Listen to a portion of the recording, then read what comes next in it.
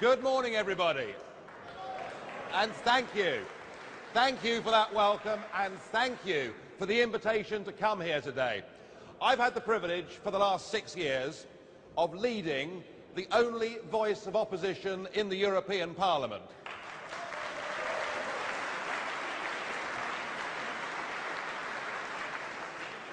As you may have gathered, I'm not very popular in Brussels. They don't like what I have to say because they, in that Parliament today in Brussels, represent an entire generation of European politicians. They've been English, they've been French, they've been German, and what they've done is they have betrayed our nations, they have betrayed our democracy, and they have sold us out to a new bureaucracy in Brussels, and we're going to fight back against them. But there's been a slight problem. I've had colleagues from across the continent who are joining our great democratic struggle, but of course there's been nobody from Germany in the European Parliament standing up and fighting for democracy. And one of the reasons that I'm so pleased to be here this morning, is I see in this room, and I feel in this room, all the same things that we had when we founded the UK Independence Party 17 years ago. We started, like you, with a small number of people and a big meeting. We used to meet, often have a public meeting and 20 people would come, but we followed our crusade, we pushed our cause, and in 2009, in the European elections, we in UKIP came second across the entire United Kingdom, beating the government of the day, and I believe here that you have the potential to do exactly the same thing, and I wish you Godspeed.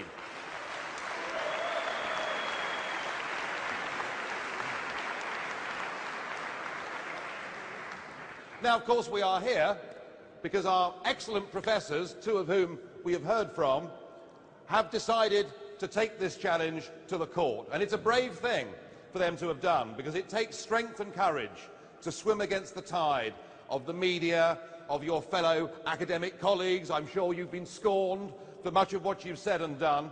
But no, you are the visionary people. You are the ones standing up and fighting for democracy, and I'm delighted to be here today to support you. And of course, these empires of political union never, ever work. You know, if you travel across northern Africa, you'll see in Egypt the ruins from great empires that have gone before, right across Europe, right across the world.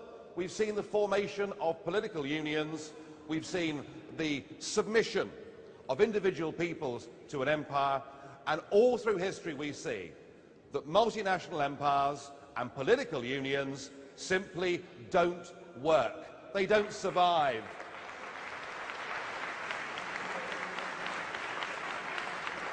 The Roman Empire's gone, the Ottoman Empire's gone, the Austro-Hungarian Empire has gone.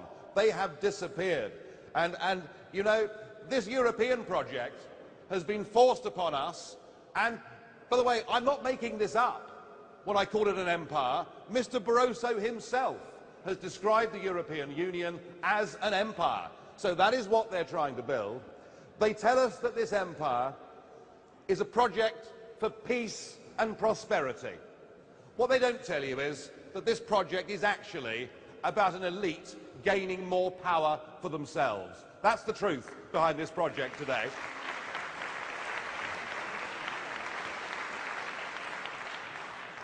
So they push us together. They take 27 different nation states with different languages, different histories, different cultures, and without ever asking us what we think, they're trying to force us together into one state. And we're beginning to see the cracks at the edges.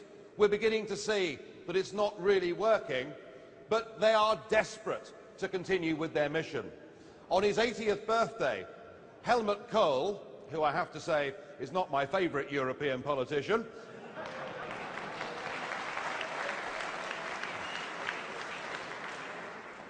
Helmut Kohl, when he could see that the euro was getting into trouble, said, "European unification is a question of war and peace. The euro is part of our guarantee of that peace." Well, ladies and gentlemen, I fundamentally disagree with that analysis.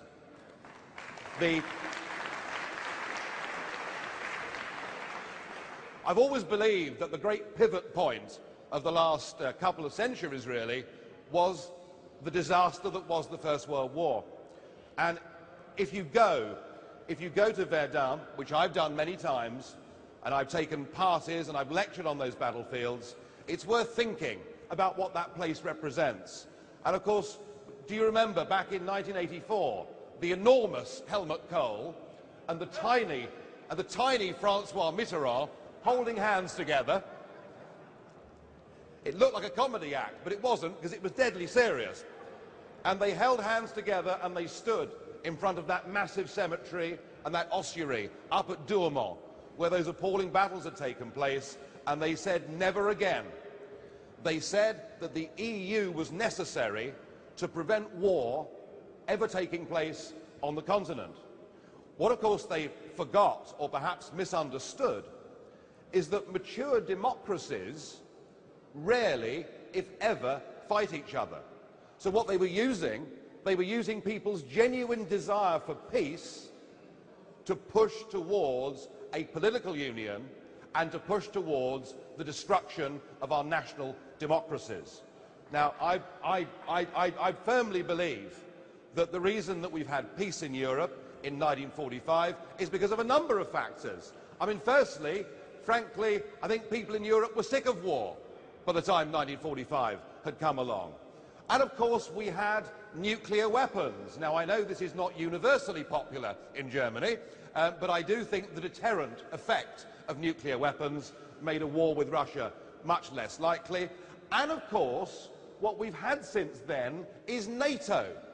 Now, NATO is an example of sovereign states that group together and form an alliance. I support the principle of NATO. What I don't support is the principle of European Union, where far from nation states working together, what you do as a nation state is you give away the power to make decisions to somebody else. So that's one of the things, ladies and gentlemen, that we've got to push. We want peace, of course we do, and we'll get peace in Europe provided we have mature, functioning national democracies. And actually what is going on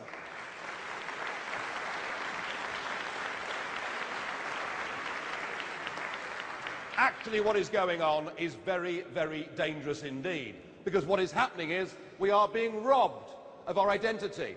We are being robbed of our democracy. And if these movements don't work, if we are not able to get plebiscites across the European Union, then I am deeply fearful that far from the European Union being a project for peace, it will actually do something that our children and grandchildren may pay a very heavy price for indeed. Just think what we did in the Balkans in 1920 and 21.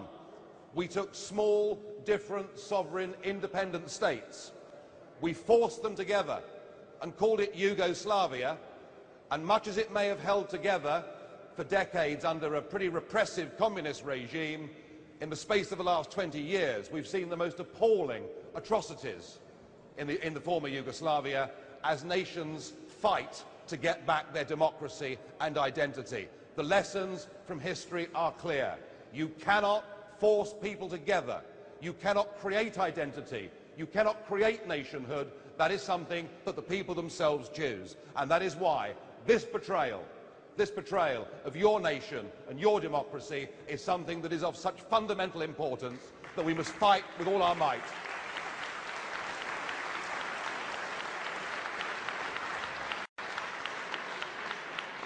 And of course, in your country, it seems to me that the propagandists of the EU project have played heavily on German guilt about the war. And they've been able to do this because it's true. I mean, my wife is German. She's from Hamburg, and she was brought up to feel guilty. But quite why, age 44, she should be responsible for anything that happened in the past, I've no idea. But, you know, that factor has been present. But, of course, it's changing, isn't it? A younger generation is coming through who have no knowledge, no contact with the events of the past whatsoever, and why on earth should they? I think Germany is getting over its war guilt, and I think Germany as a country is becoming quite popular and quite trendy again. When the World Cup football was on, my wife put a big German flag at the front of our house. I have to confess I put a big English flag on the front of the house as well. And I do want to have, I must emphasise, I do want to have good relations personally with Germany and the Germans, although I thought the English disallowed goal in the World Cup was an absolute disgrace, I have to say. And I haven't quite got over that. But no, I can see some hecklers at the back. I thought perhaps there might be. No, Germany's become popular again. Lena won the Eurovision Song Contest. We've got a German, Joseph Ratzinger, as the Pope. I think that somehow this guilt is over. But there is perhaps one legacy of the war that you are left with. And perhaps in a way it's the basis of the case that the professors are taking to the German Constitutional Court. In a sense, the EU deal that you've got is in a way Germany's own form of war reparations, because you are paying the most enormous bill to support this European Union. You were paying an enormous bill in good times, but now we're headed for bad times. You're facing an absolutely extraordinary prospect. However bad the crisis may have seemed back in May, when Greece was in trouble and the bailout fund was put together, I'm pretty confident in saying that you ain't seen nothing yet.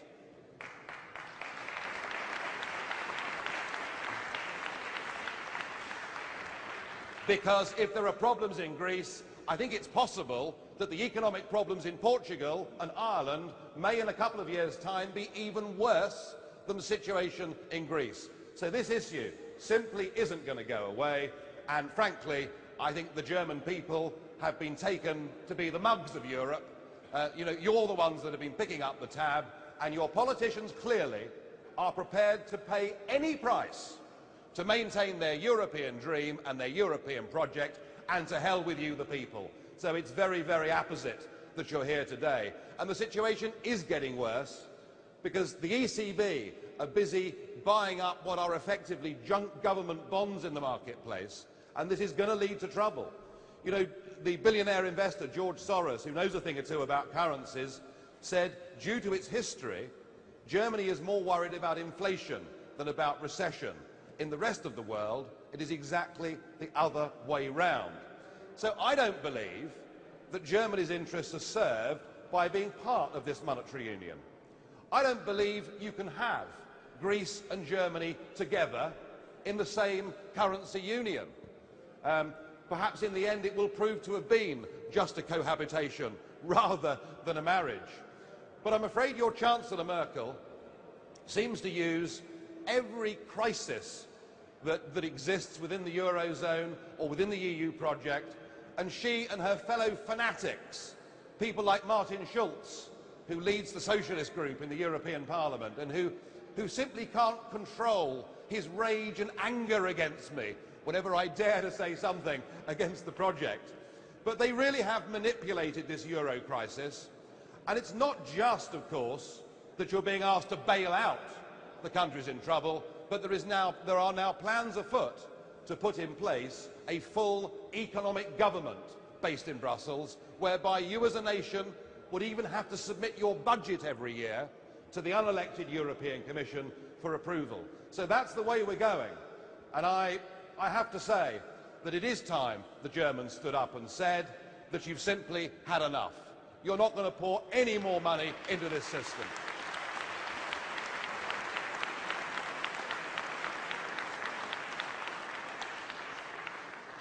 And you of all countries, I mean, you are proud, I think, of what you've done in the last 50 or 60 years. You've worked hard. You've built a good economy. You've believed in the principles of sound money. And now you've been merged with countries with a Mediterranean climate and culture who look at things entirely different. It isn't that you're better than them, and it isn't that you're worse than them, but it is that you are different to them. And you should be managing your own country, your own economy, in your own interests. This whole project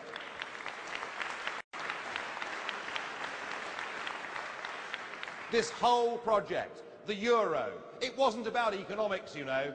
It was always about politics. It was about forcing people together. Now, clearly it's not working.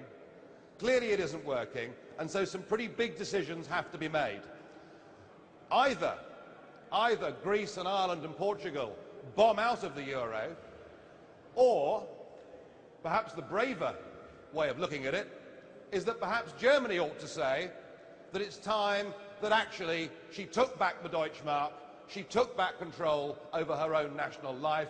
I know that may seem unlikely at the moment, but how well I can remember coming to Berlin back in the 1980s when it seemed that the Berlin Wall would be there forever. And everybody thought the Berlin Wall would be there forever, but great events in history can happen very quickly. So I hope that at some point in time you really get the opportunity to say, as a modern Germany, that like us, you believe in cooperation. Like us, you believe in trading freely. Like us, you will sit round a table and we'll agree and we'll negotiate environmental standards. We'll agree and negotiate some minimum safety standards. We'll do all of those things, but that we will operate as our own functioning national democracies. That's the vision of the future.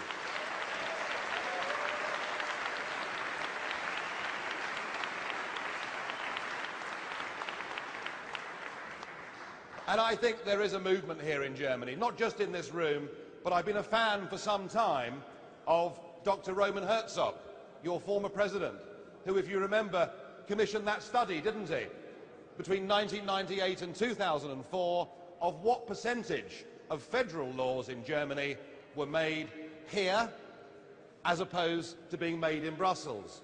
And it came up that 84% of your federal laws that were made between those years were not made by politicians that you can elect, were not made by politicians that you can get rid of and replace at another election, but they came to you straight from the institutions of the European Union. And Herzog himself said the question has to be raised of whether Germany can still unreservedly be called a parliamentary democracy. Well, clearly it can't, ladies and gentlemen, and I'll bring you other news from Brussels. Do not believe those that tell you that because we have a European Parliament, this project is democratic. It is not democratic. The people who have the sole right to propose legislation are the unelected bureaucrats in the European Commission. They are the people that design our laws. All we can do in the Parliament is to delay them a little bit.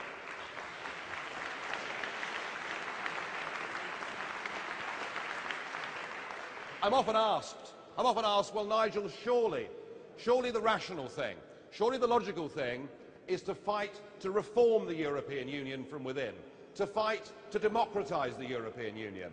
And people say that, and they're genuine in their desire to push for it. But even to say that, ladies and gentlemen, is to fundamentally misunderstand what this project has been about from the very start.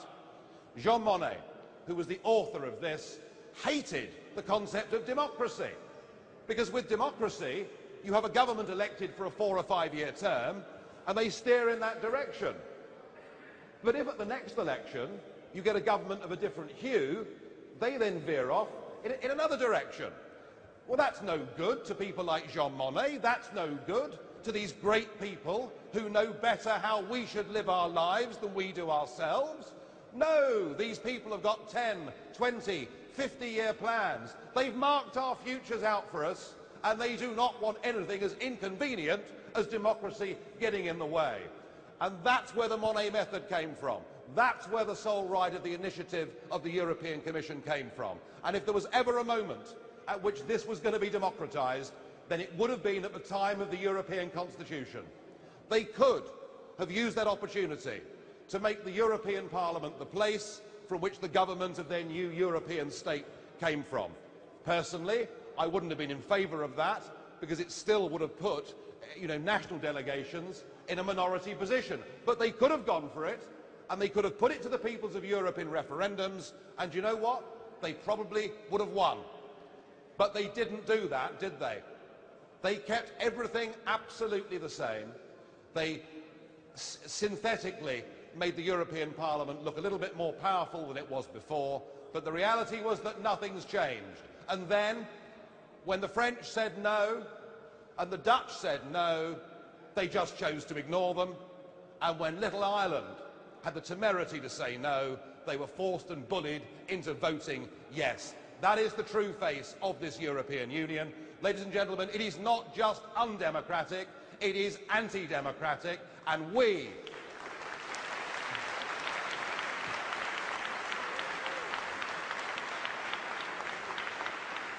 it is our great historic task to fight for our nations, to fight for our democracies, to fight for our children and grandchildren to grow up as free people. We've made a start in the United Kingdom with this, and I believe here today in Berlin you have made a start too, and I thank you.